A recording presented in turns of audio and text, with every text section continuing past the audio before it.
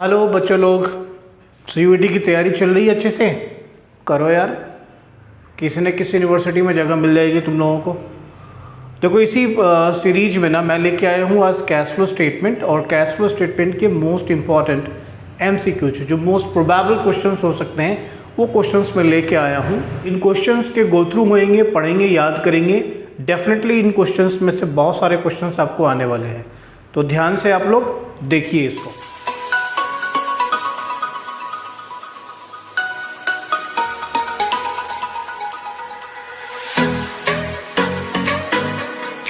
तो चलो बंधु शुरू करते हैं। पहला question, which of the following is a non operating income? इनमें से कौन सा नॉन ऑपरेटिंग इनकम है boss?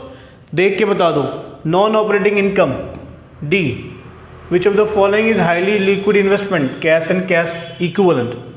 While calculating cash flows from operating activities, which of the following is not considered in the calculation of operating profit before working capital changes?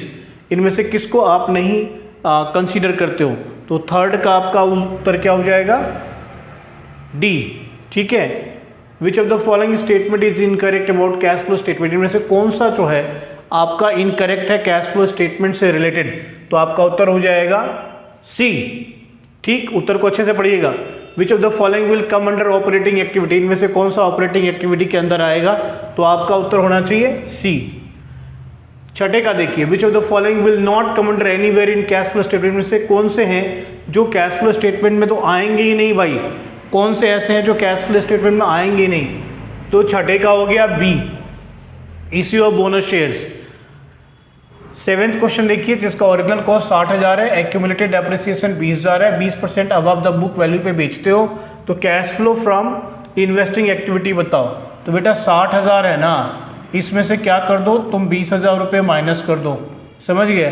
तो ये क्या आ जाएगी? तुम्हारी बुक वैल्यू आ जाएगी, और ये हो गई तुम्हारी 40,000।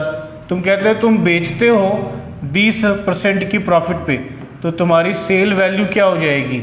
40,000 प्लस 20% ऑफ 40,000। ओके, तो 40,000 प्लस 8,000 कितना हो गया? 48,000। तो तुम्हारा आंसर क्या हो जाएगा? ए। ऑलराइट, आठवें को देखो। आठवां प्रश्न अच्छे से ध्यान से पढ़ो। आठवां इज व्हाट? आठवां is where will you show sale and purchase of shares and securities related to revenue generating? तो भाई cash flow from operating activity. Which of the following transaction is always shown under financing activities? इनमें से किस transaction को हमेशा financing activity में दिखाते हो? डिविडेंड पेड को। Investments made by a finance company with the purpose of resale after the expiry of 3 months। जब आप 10वें प्रश्न को ठीक से पढ़ेंगे, will come under which of the following activity? It comes under operating activity. Investments made by a manufacturing company with the purpose to resell after the expiry of 3 months will come under which of the following activity? Investment किया और 3 महीने में ही बेच डाला। Manufacturing company थी, कोई investment किया, 3 महीने ही बेचने की बात करते हो भैया, ये कैश एंड कैश इक्विवेलेंट के अंदर आता है बेटा, कैश एंड कैश इक्विवेलेंट के अंदर आता है।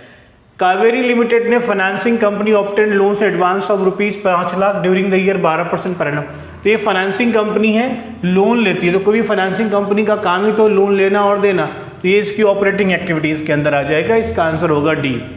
Cash deposit with the bank with the maturity date after 2 months belongs to which of the following while preparing cash flow statement? भैया कहीं पर कैश डिपॉजिट करते हो, बैंक में कैश डिपॉजिट करते हो, और ये तुमको 2 महीने का ही मैच्योरिटी डेट है, तो दोस्त ये तो कैश एंड कैश इक्विवेलेंट ही होगा। 3 महीने तक का कैश एंड कैश इक्विवेलेंट होता है, ठीक है। विच of the following transaction will not result into flow of cash? इनमें से कौन सा कैश फ्लो में रिजल्ट नहीं होगा? तो 14वें का उत्तर देखो, बहुत ही शानदार है, कैश डिपॉजिटेड इनटू बैंक। भैया ये सब में देखो बेटा, इस सब में ना issue of equity shares 4 lakh, तो इक्विटी शेयर इशू करेगा तो पैसे तुम्हारे को आएंगे।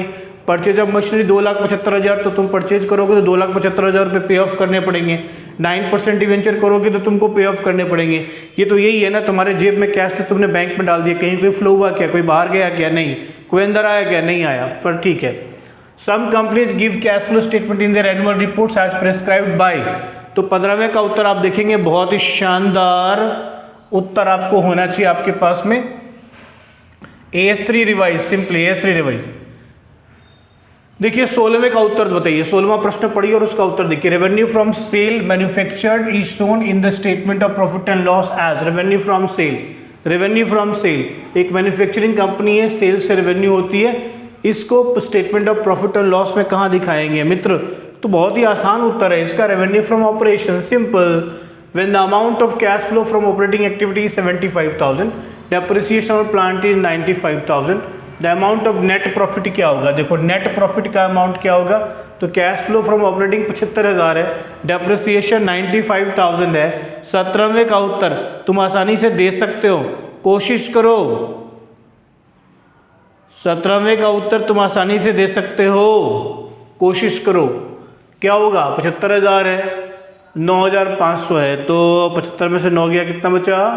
Cash flow from operating activity है ना, डेप्रिसिएशन को तूने माइनस कर दिया हुआ था, अब इसको प्लस कर दिया था, अब तो इसको माइनस कर दे तो नेट प्रॉफिट आ जाएगा। 75,000 में से 9,500 माइनस करो यार, 75 में से 9 गया तो कितना बचा? 65,500, 65,500। Which of the monetary policy tools is are not with the government securities? इनमें से कौन सा मॉनेटरी टूल्स नहीं है? ठीक है ना, मार्जिनल स्टैंडिंग फैसिलिटी, ठीक। सेलेक्ट, सॉरी, ये उत्तर नहीं होगा, यहाँ से मेरे को काटना पड़ेगा और ये उत्तर होगा D4 ओनली। मैं वैसे ही कहता, मार्जिनल स्टैंडिंग फैसिलिटी है। Which Ind AS is applicable for preparation of cash flow statement? Which Ind AS? तो इंड AS 7, ये याद रखने वाली चीज़ है। Rent paid by a manufacturing concern is considered under which kind of activity? तो rent pay किया, 20वां प्रश्न देखो, अगर रेंट पे किया और एक मैन्युफैक्चरिंग है तो नॉर्मल खर्चा यार, ऑपरेटिंग एक्सपेंसेस है ये। Which accounting standard is applicable for preparation of cash flow statement? AS3। Rent received by a manufacturing concern is considered under which kind of activity? यार इन्वेस्टिंग एक्टिविटी होनी चाहिए ना, 22वां का तो उत्तर होना चाहिए इन्वेस्टिंग एक्टिविटी, ठीक है ना, सही उत्तर बता रहा हूँ मैं। 23वां, which of the following transaction will result into flow of cash? तो इनमें से कौन सा जो है फ्लो ऑफ कैश में रिजल्ट करेगा? फ्लो ऑफ कैश, ठीक है, फ्लो ऑफ कैश। देखो ये विड्रॉन फ्रॉम बैंक, बैंक से पैसे तुम्हारे पास आए, कोई फ्लो नहीं है।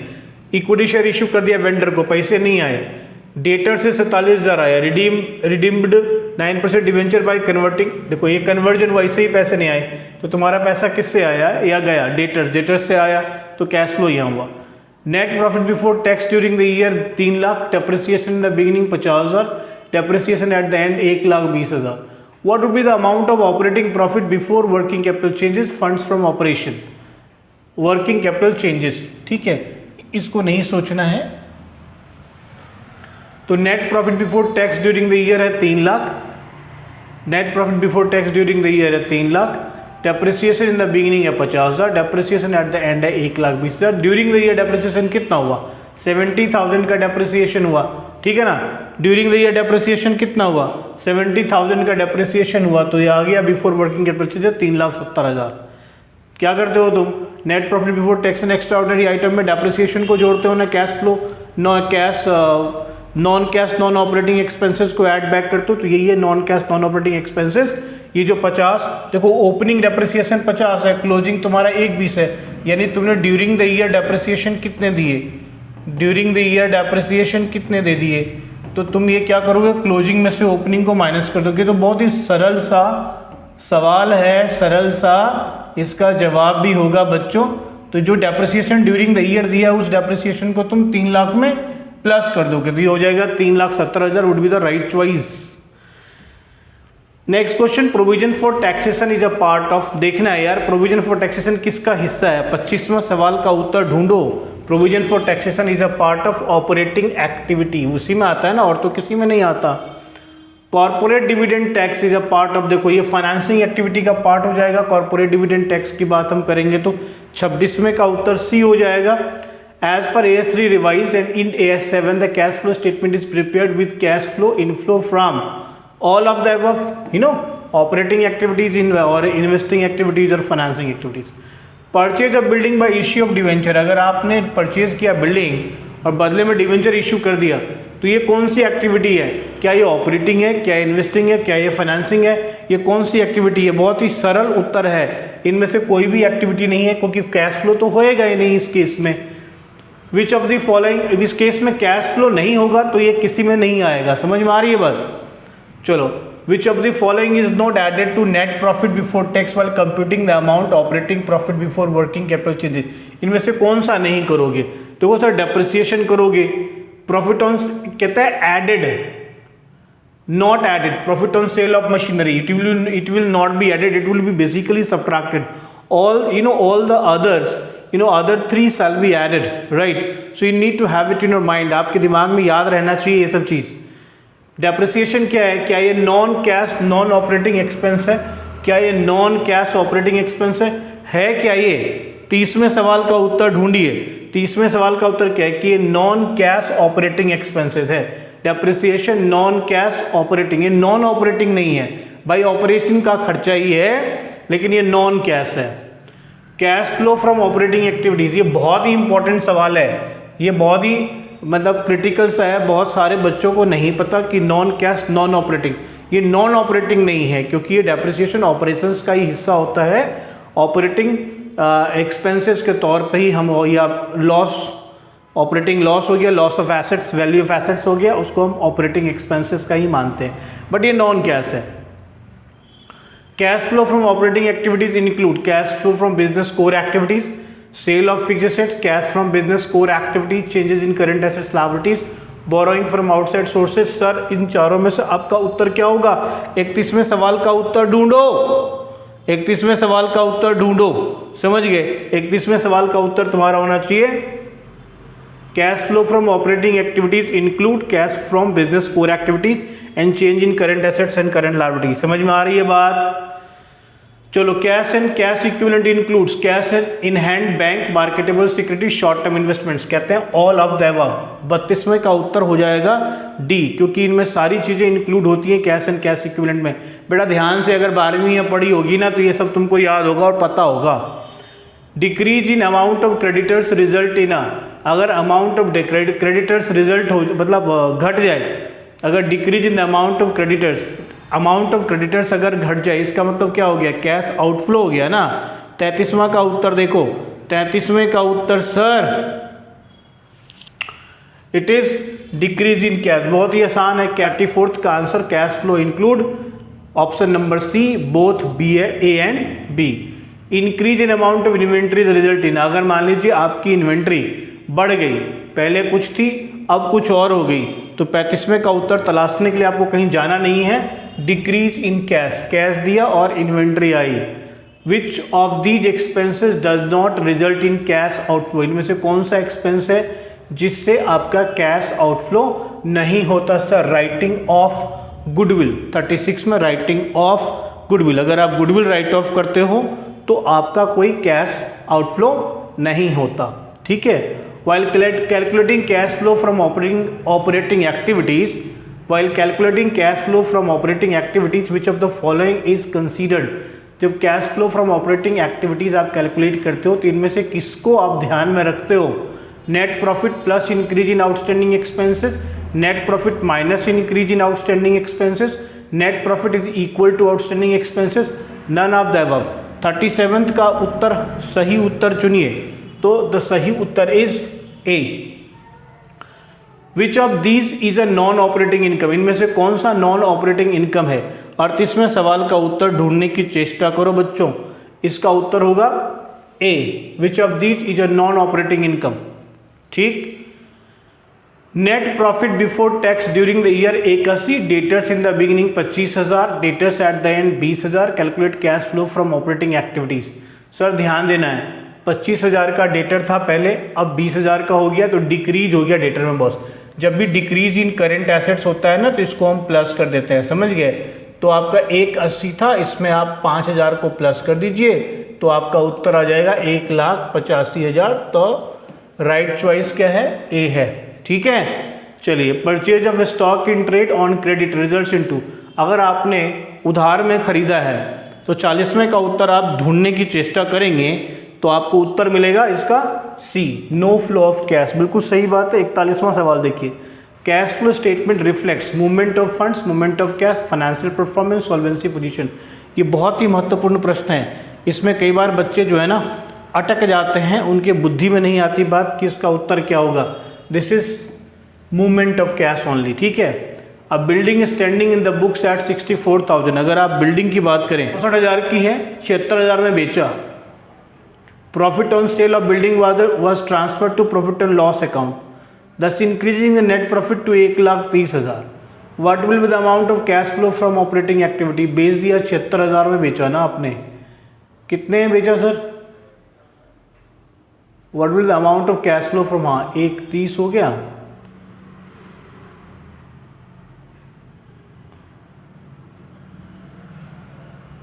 सोचो सोचो बच्चों, the profit on cell building was transferred, तो 16,000 कितना हो गया, 12,000 घटा दो 31 में से 12, 1,18,000 वुड द राइट चॉइस। ये आपका उत्तर होगा। देखो कैसे होगा उत्तर, देखो आपका ना 1,30,000 है, तो ये जो प्रॉफिट था ना इसके बीच में प्रॉफिट कितने का हो गया, 12,000 का प्रॉफिट हो गया।